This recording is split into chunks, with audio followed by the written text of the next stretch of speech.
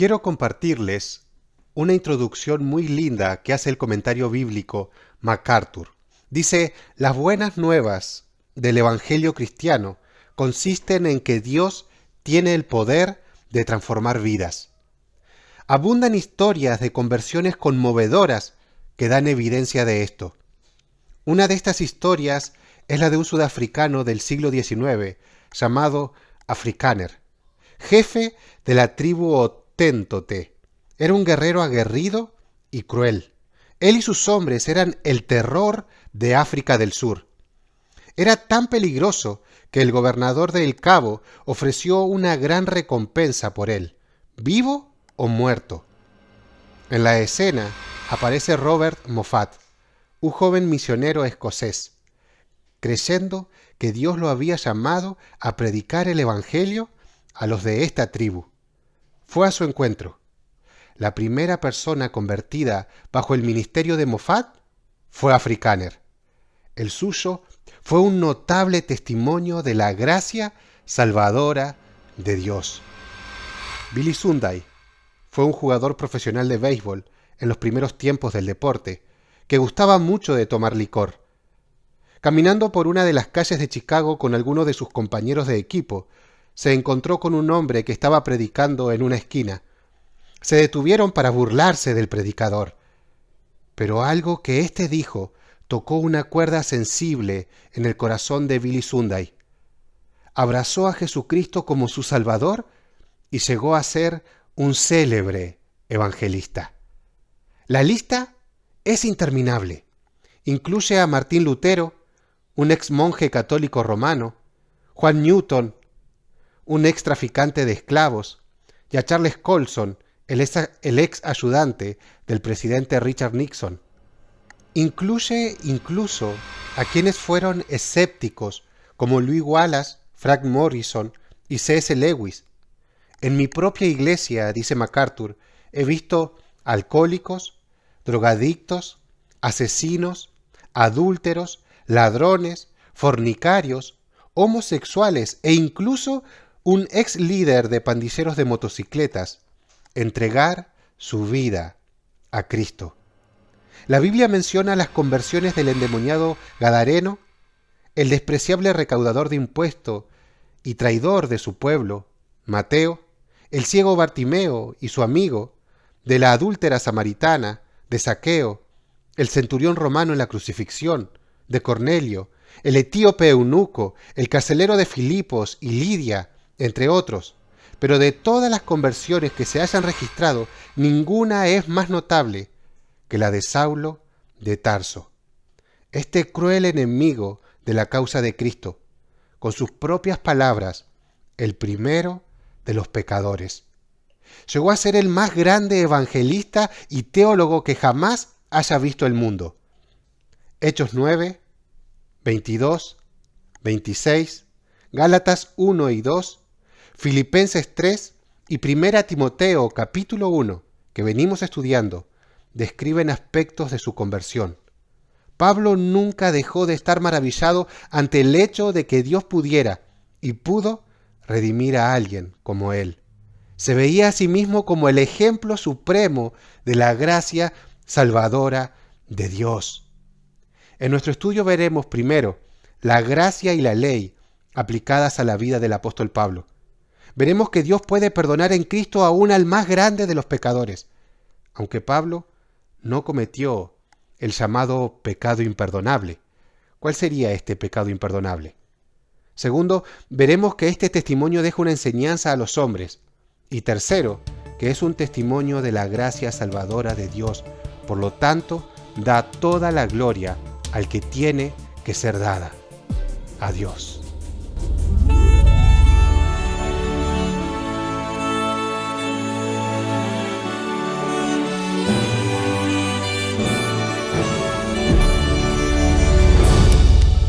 Hola a todos, espero que anden bien, que el Señor les bendiga. Oramos por todos nuestros hermanos que están con COVID, que hay varios. En la familia estamos mejor, pero la tuvimos que pasar y la estamos pasando. Creíamos que iba a ser un poco más leve, pero estamos muy agradecidos con las oraciones y con el apoyo de todos, tanto de la familia de la carne como de la familia en la fe. Van a tener que disculpar algunas fallas en mi voz y que todavía no puedo ir a la oficina a grabar estos estudios. Seguimos en formato podcast. Hoy lo primero que veremos, en armonía con nuestros estudios anteriores, es que el apóstol Pablo es un testimonio de la gracia y de la ley actuando. En él ambas fueron aplicadas. Vamos a leer nuestro primer versículo. 1 Timoteo 1:12 dice así: Doy gracias al que me fortaleció, a Cristo Jesús nuestro Señor, porque me tuvo por fiel poniéndome en el ministerio. En el griego, esta acción de gracias es como decir continuamente estoy agradecido. Este es el estado de Pablo por haber sido salvado. Y lo primero que nombra es al que lo fortaleció. Pablo no solo había recibido el favor no merecido de Dios que salvó al primero de los pecadores, sino que esa gracia lo seguía sosteniendo, lo seguía fortaleciendo.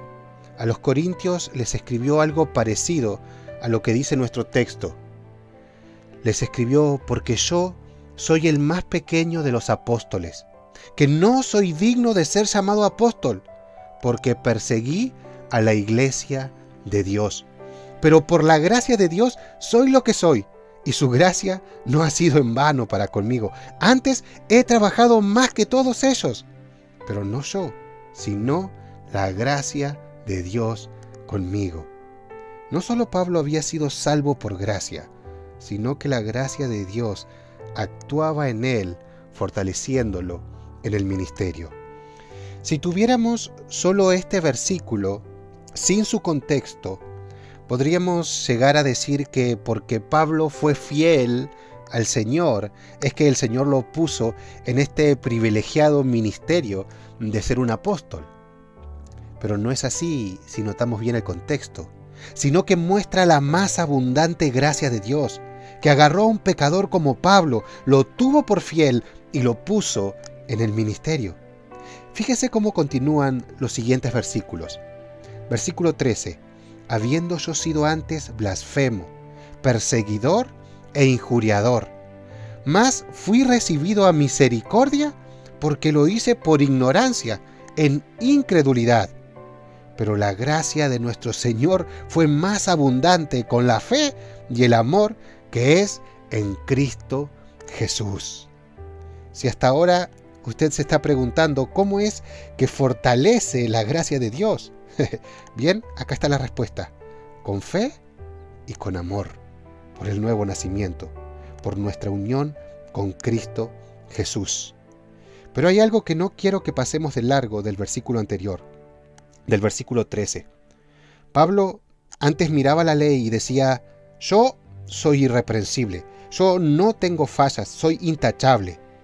Pero ahora, mirando hacia atrás, dice: habiendo yo sido antes blasfemo. Todo aquel que usa el nombre del Señor en vano es un blasfemo. El tercero de los 10 mandamientos dice que Dios no tendrá por inocente al que use su nombre en vano. Pero Pablo lo había hecho al colmo.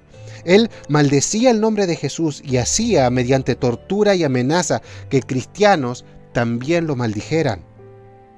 Pablo pisoteó la primera tabla de la ley, pero aún hay más. Dice que era perseguidor e injuriador. Escuche un comentario de estas palabras. Según su propio testimonio, perseguía a la iglesia hasta la muerte. No solo había dado la aprobación como miembro del Sanedrín a la ejecución de Esteban, sino que lo hizo con otros muchos. Según su mismo testimonio personal, yo encerré en cárceles a muchos de los santos, habiendo recibido poderes de los principales sacerdotes, y cuando los mataron, yo di mi voto. La furia persecutoria contra los santos no tenía límite. Perseguía tanto a los hombres como a las mujeres. Según el relato de Hechos, iba de casa en casa para entregarlos en las cárceles. Especialmente ocurrió esta acción en los días siguientes a la muerte de Esteban. y al acosamiento desencadenado como consecuencia de ella. Además, había sido también injuriador. El sentido de la palabra en griego es conducir a una persona para ser maltratada con violencia y menosprecio humano.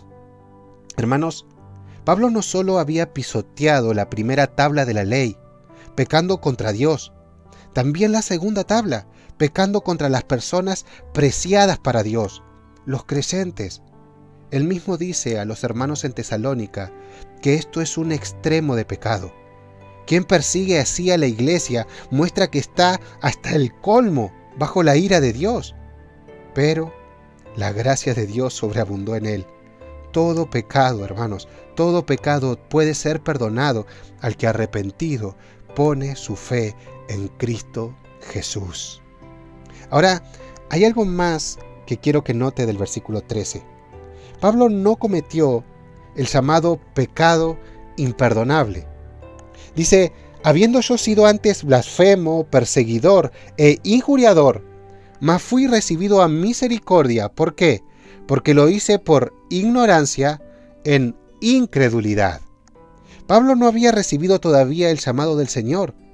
Si Pablo, después de recibir la luz, la rechazaba, no sería ignorancia, sino el que muchos llaman el pecado imperdonable. Jesús lo llama, seguramente lo ha escuchado, la blasfemia contra el Espíritu Santo. Se trata del rechazo consciente y voluntario de lo único que nos puede salvar, de Cristo, de su Evangelio. Por favor, fíjese lo que pasó con los escribas, lo que pasó con los fariseos y sacerdotes en el tiempo de Jesús. Ellos rechazaron conscientemente, voluntariamente, después de haber recibido toda la luz, igualmente rechazaron a Jesús. Ellos tuvieron el enorme privilegio de ver al Verbo hecho carne. Ellos fueron testigos de sus grandes milagros y señales y enseñanzas. ¿Y qué hicieron? Dijeron que Jesús era un endemoniado. Dijeron, este no echa fuera a los demonios, sino por Belcebú, príncipe de los demonios.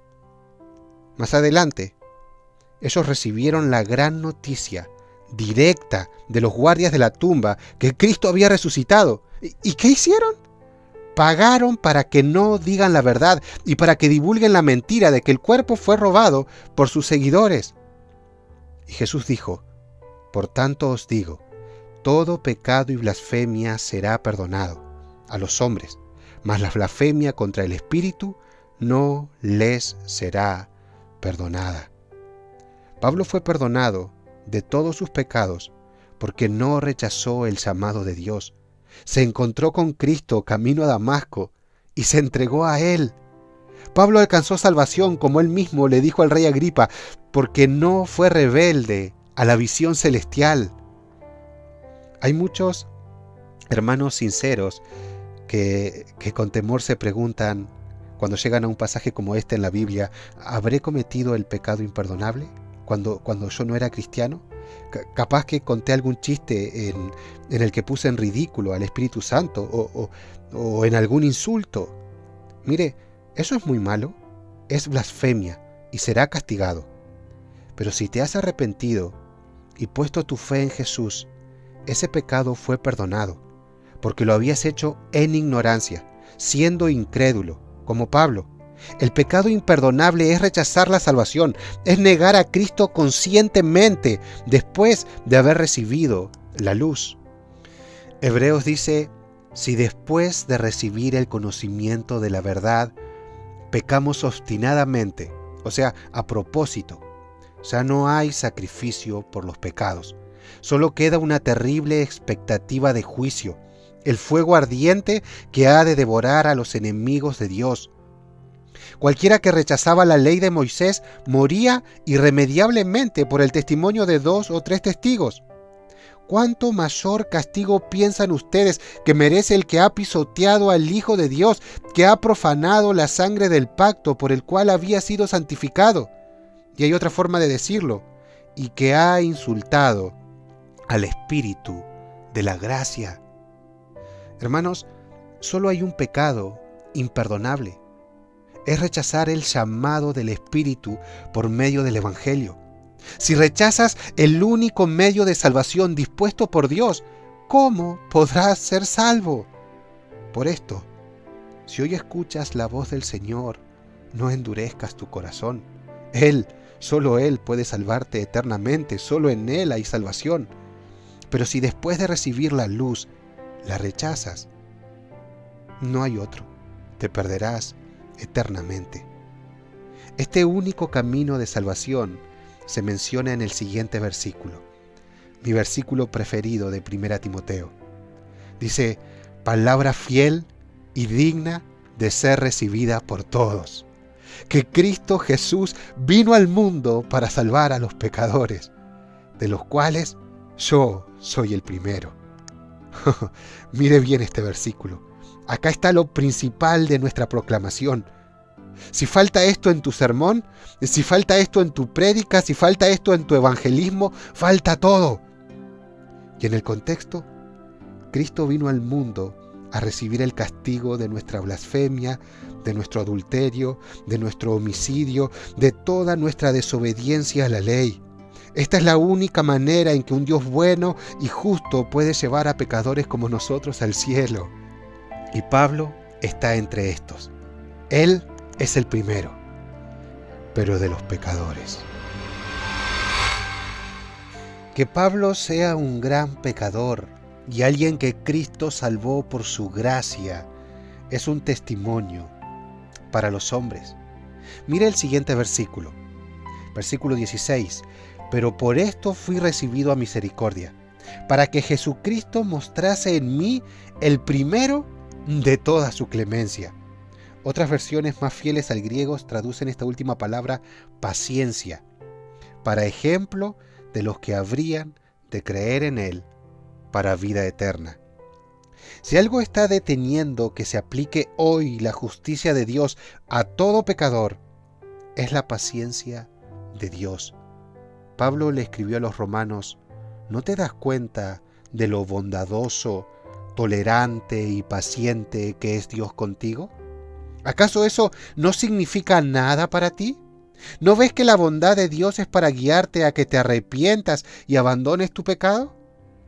Nuestro pecado, aunque parezca al mundo algo inofensivo y común, es escupir en el rostro de Dios. Atenta contra su bondad, atenta contra su justicia y santidad, nos hace enemigos de Dios. Pero Pablo, que se considera, mirando su antigua vida, el primero de los pecadores, dice que en su testimonio podemos ver toda la clemencia de Dios, podemos ver toda su misericordia, podemos ver toda su paciencia. Es un ejemplo para aquellos que creen que su pecado no tendrá perdón. Sí que hay perdón en Cristo. El justo fue castigado por los pecadores. En Cristo todo pecado puede ser perdonado. Además, es un testimonio que anima a todo cristiano. Si Dios salvó y capacitó para servir a un pecador como Pablo, lo puede hacer con todo pecador arrepentido que ha puesto su fe en Jesús y ha nacido de nuevo. Hermano, hermana, por Cristo eres digno para poner tu mano en el arado y trabajar para Él. Hazlo.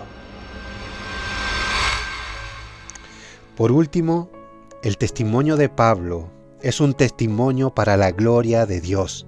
Después de recordar la gracia salvadora en su vida, brota de la pluma del apóstol una doxología. Escuche.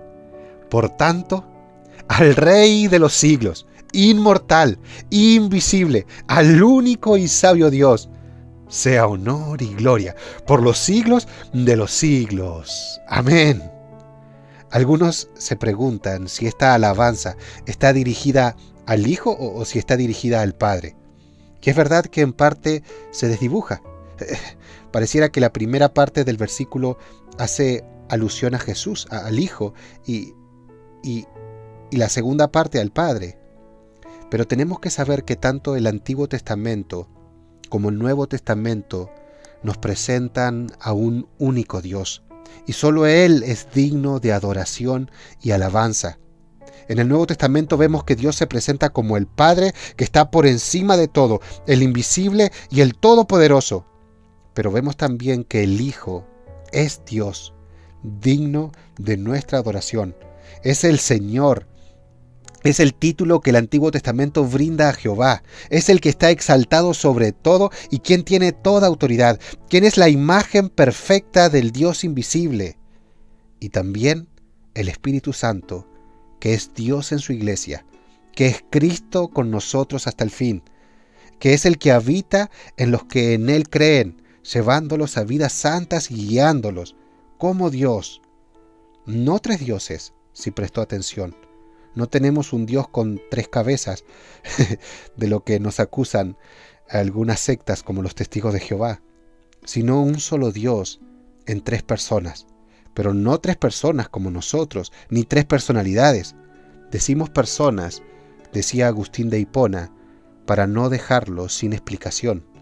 Y Tertuliano llamó a esta verdad de Dios que llena de asombro y adoración a los creyentes, un Dios en tres personas. Y esta forma la adoptó el cristianismo, lo llamó Trinidad. Así que aquí tenemos una adoración a Dios. Toda la gloria por el testimonio de la gracia salvadora en la vida de Pablo se debe a Dios y a su obra. Una de las preguntas que íbamos a responder en este estudio es: ¿cuáles testimonios glorifican a Dios? Y vemos que la respuesta es similar si nos preguntamos ¿cuál prédica glorifica a Dios? Obviamente la predicación del Evangelio. Pablo le dice a los corintios: los judíos piden señales. Así hay muchos hoy, con hambre de escuchar sobre milagros, de cosas sobrenaturales y solo eso. También les dice: y los griegos buscan sabiduría. Y así andan muchos hoy, todavía queriendo saciar su intelecto, simplemente engordar su cabeza. Pero nosotros predicamos a Cristo crucificado, dice Pablo. Es este Cristo crucificado el que exalta a Dios, el que vino a morir aún por el más vil pecador. Vemos registrado en Hechos de los Apóstoles montones de milagros de Pablo. Creemos en ellos y sabemos que Dios puede hacerlos hoy también. Y cuando Él quiera, Él es Dios, Él es el Todopoderoso. Pero no vemos ninguna carta de Pablo desarrollando algún milagro espectacular para enseñar a la iglesia. Creo que deberíamos seguir su ejemplo. Jesús dijo que a los cristianos, a los que creen, iban a seguir estas señales. Pero no dijo que tenemos que hacer alarde de estas señales, ni que tenemos que andar siguiendo estas señales. También vemos que no se le permitió contar a Pablo sobre sus revelaciones en el tercer cielo. Estas cosas suelen hacer que un hombre se exalte, pero sí era algo frecuente, tanto en Hechos como en las cartas, que Pablo recuerde, explique y testifique de la sublime gracia del Señor que a un pecador salvó. ¿Y tú, estimado oyente, estás haciendo lo mismo? ¿Quieres vivir para la gloria de Dios? Padre eterno, gracias por Cristo nuestro Señor. Llénanos con tu Espíritu Santo, para que con nuestros dichos y obras podamos traer gloria a tu nombre. Te lo rogamos en el nombre de Jesús. Amén.